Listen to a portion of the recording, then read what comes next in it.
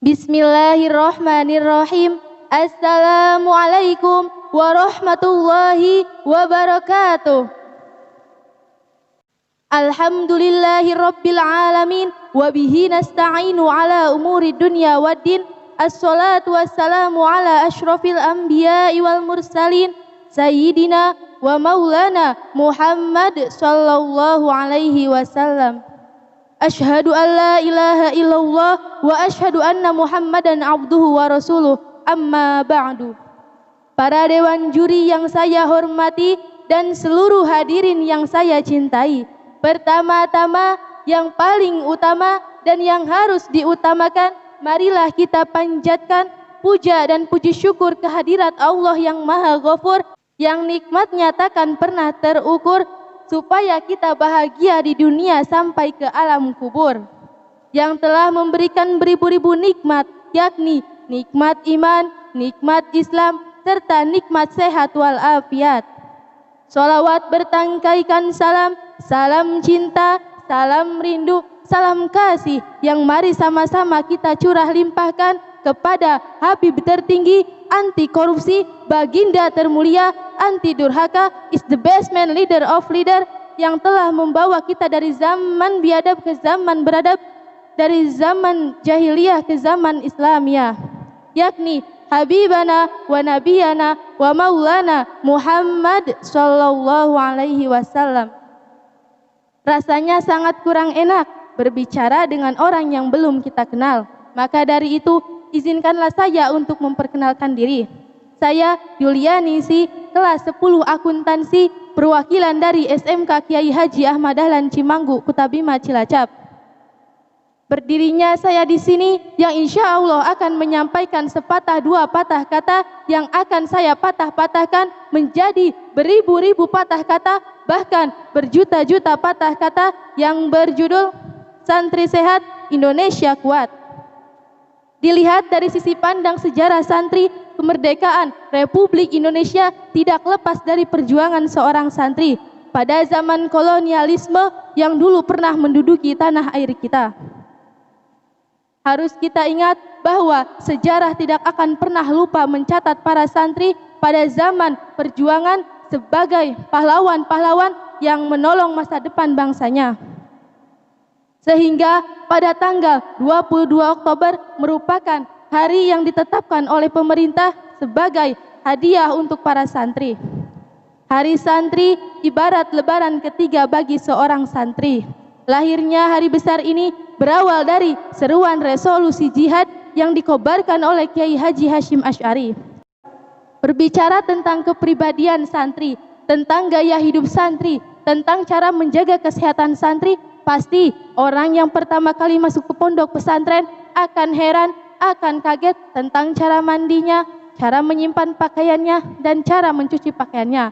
Pasti orang yang tidak tahu akan berkata seperti ini, santri kekomoran bisa piye?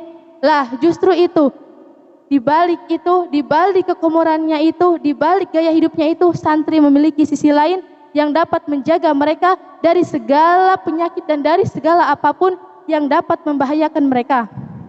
Mereka punya doa, mereka punya perlindungan, mereka punya ridho yang dapat menjaga mereka dari segala penyakit dan dari segala apapun yang dapat membahayakan mereka.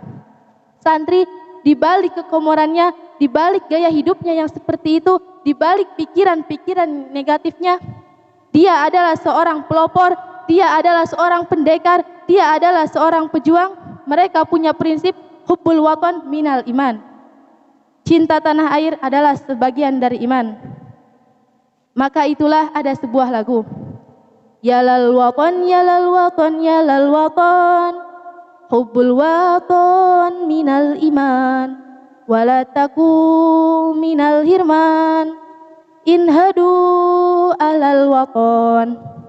Nah, di balik itu juga santri butuh kesehatan, apalagi di masa pandemi sekarang ini. Apapun, santri juga harus mengikuti protokol kesehatan seperti memakai masker, mencuci tangan, menjaga jarak, dan menerapkan hidup sehat.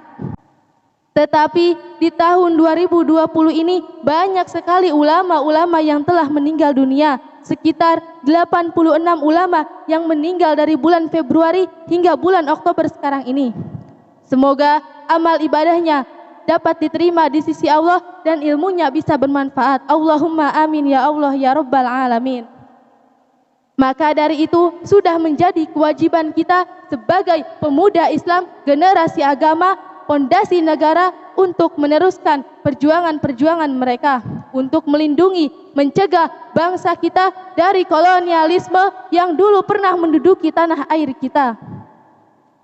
Tetapi Dr. Yusuf Kordowi mengatakan tentang kondisi umat Islam saat ini, yakni berada dalam persoalan yang besar dan mendasar, yaitu berada dalam kemiskinan, kebodohan, dan keterbelakangan. Kita jauh tertinggal oleh Amerika yang kapitalis, Sinaria yang konfusialis stois, bahkan kita jauh tertinggal oleh Jepang Yahudi stois. Tampaknya kita menjadi bangsa yang bermental apatis, berjiwa konomis, kerjanya cuma judi dan remi. Kita dibuai oleh hayalan-hayalan kosong, akibatnya pikiran menjadi kotor, mental menjadi kendor, kerjanya hanya molor, hobinya hanya nonton goyang ngebor dan goyang ngecor. Itulah hadirin, kalau ternyata begitu lemah kualitas sumber daya manusia yang berefek langsung pada kondisi bangsa. Oleh karena itu, untuk mengantisipasi hal tersebut, kita sebagai pewaris negara harus punya tekad untuk mengubah negara yang berkembang menjadi negara yang maju di masa yang akan mendatang. Dapat saya simpulkan dari pidato yang telah saya untaikan bahwa patutlah kita bersyukur di negara kita masih ada orang yang mau mengaji, mendalami ilmu-ilmu agama di pondok pesantren. Tapi untuk kita yang tidak mondok, kita jangan minder sama yang mondok. Karena di era milenial ini, santri bukan sekedar yang mondok saja, tetapi dia yang berjiwa santri dan bersifat santri, itulah santri sebenarnya. Hadirin rahimakumullah. Tamatlah sudah pidato saya. Terima kasih dan jumpa lagi. Mungkin hanya ini saja yang dapat saya sampaikan, kurang lebihnya mohon maaf.